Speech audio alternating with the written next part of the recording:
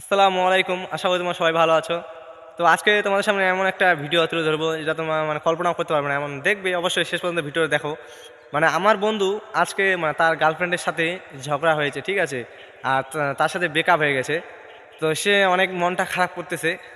তো আমি দেখি তার মতে রিয়াকশনটা কি, তাকে আমি জিজ্ঞাসা করি, ঠিক আছে? তো তোমার ভিডিওটা দেখো, আমি তার সাথে যাই, দেখি ওর মনটা অনেক খারাপ। তো আসো, আমি তাকে দেখাচ্ছি। তো বন্ধু, হ্যাঁ। তো তুমি যেভাবে হাসতেছো মনে হচ্ছে না তুমি ধোকা খাইছো। আসলে যেটা বললা ওটা কি সত্যি ধোকা খেয়েছো? মানে হুম। খেয়েছি কেন? খেয়েছো তো মানে আমি বলতেছি, তো তুমি যেহেতু খেয়েছো ধোকাটা, তো হুম। একটা গান টান শোনাও। কি গান ধোকা খাইলে শোনাবো? কিরকম অনুভূতি হয় আর কি, কিরকম লাগে আর কি। আমরা তো জানি না যে ধোকা খেলে কিরকম লাগে। তুমি যেহেতু খাইছো প্রথম, হুম।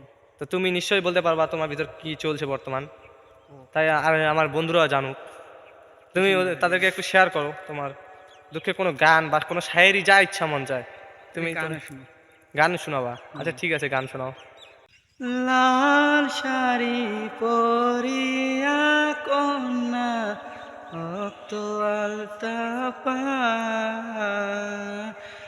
আমার চোখেরই জন্মে সাইনা দিলানা বিদায় জানি আজ রাইতে হইবা পরে আর ভাইব না আমার চাঁদের মতো মুক্তি যখন বাস্ত নয়ন জলে আদর কইরা মুছা দিতাম গালে খাটে আইসা পাশে বৈশা জড়াইতো এ বুকে ভুলবো আমি এই কথা কেমনে তবে ভালো কেন বাসি না স্বপ্ন কেন দেখ হচ্ছে না আর?